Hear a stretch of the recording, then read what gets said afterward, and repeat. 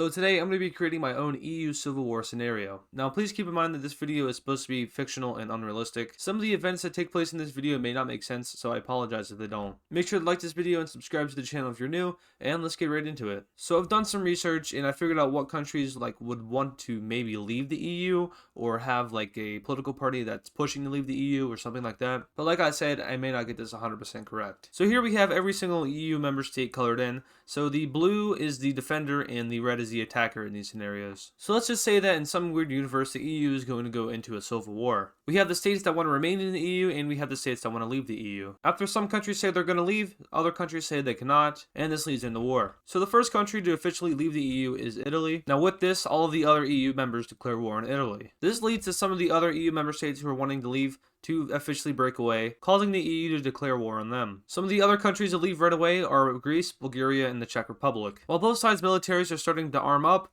some more countries start to leave. These countries include Denmark, Finland, and Romania. Now based on research, France is kind of split on either wants to leave the EU or stay in the EU. But just for the sake of this video and making it more interesting, I'm going to be putting France on the leaving side. And with that, both sides are actually pretty balanced out now. So here we have our EU map. Now just because it made more sense, I swapped the colors. Now as far as other countries getting involved, I'm only going to allow other European countries getting involved. So at long last, fighting is now starting to break out. First off, we have the EU pushing into the Czech Republic. Meanwhile, down south, Romania and other Balkan countries start to push into Hungary. And Italy starts to push into Slovenia. Back on the front lines, France is starting to push into Belgium, taking over all of their western half, as the EU pushes further into Czechia. In the Balkans, the blue team continues to push up into Hungary. Up north, Sweden begins its push into Denmark, taking over Copenhagen and the entire island that it sits on. Back in Czechia, after losing Prague and other important cities, the Czech Republic surrenders over to the EU. Over on the British Isles, the British government makes a decision to help out the countries that are trying to leave the EU. The UK starts to mobilize while backlash is heard in both Scotland and Northern Ireland. Meanwhile, back in Western Europe, France continues its push into Belgium and now gets closer and closer to the Netherlands and Germany. After wiping out Brussels, Belgium surrenders, and France begins its push into Luxembourg, taking it out pretty easily, and up into the Netherlands.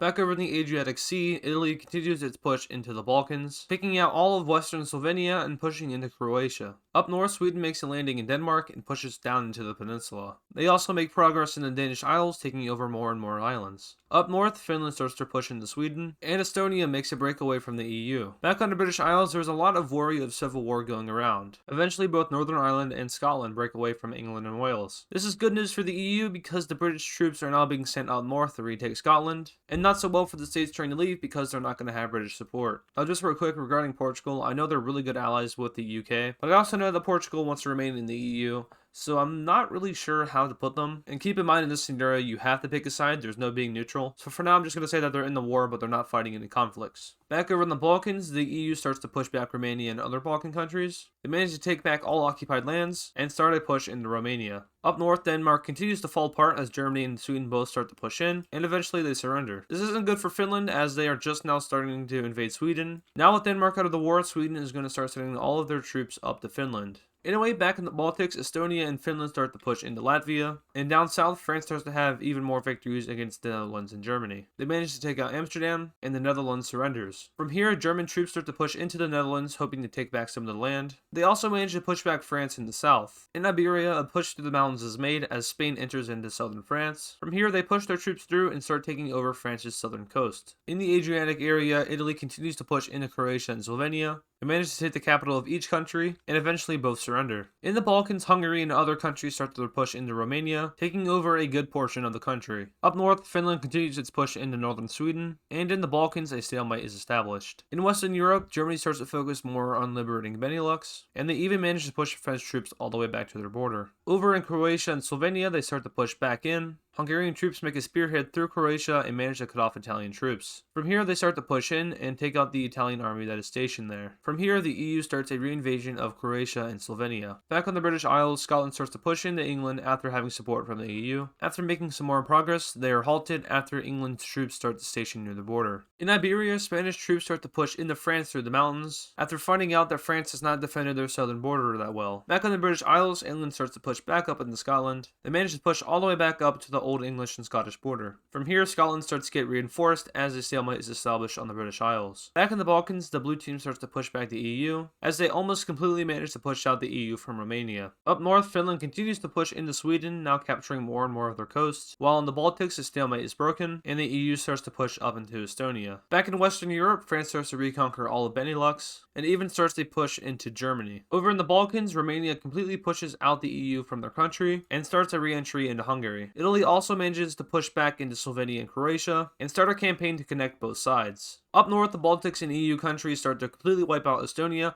leaving only their coast. While up north, Sweden starts to reconquer all of its lost lands. Back on the British Isles, peace is established between Scotland and England, as a treaty is signed giving both Northern Ireland and Scotland independence. From here, Northern Ireland and Scotland both join the EU, but leave the war shortly after. Now the UK's name is shortened to the United Kingdoms of England and Wales. Anyway, back down in southern France, a French army manages to push out Spain, and starts an invasion of the Catalonian region. Back in Hungary, both sides manage to meet up and start pushing towards Budapest. They take the city and Hungary surrenders. From there, they continue their push north. At this point in the war, some countries are starting to want to leave the war. They don't see a point for fighting anymore, since even if the EU were to win, it's not going to work out, as these countries are not going to want to cooperate. So these countries to leave are Ireland, Portugal, Lithuania, and Slovakia joins the blue side. So after these countries have left, the blue team has a more easy way to win. Only thing they really had to do is cross over, take Berlin, and push up and take Warsaw. Without Germany and Poland, the EU would have an even less chance of winning against all of the blue team. So the blue team starts to focus more and more on Central Europe, crossing into the Alps and taking out Austria, and starting to liberate the Czech Republic. Up north, Estonia is completely wiped out, and Sweden continues to push back Finland. In Iberia, Spain pushes back France, while France continues to focus on taking out Benelux and all of Western Germany. The two sides of the blue team eventually make a spearhead and meet up somewhere in Germany, and continue their push. Now since France is mainly focusing on Central Europe,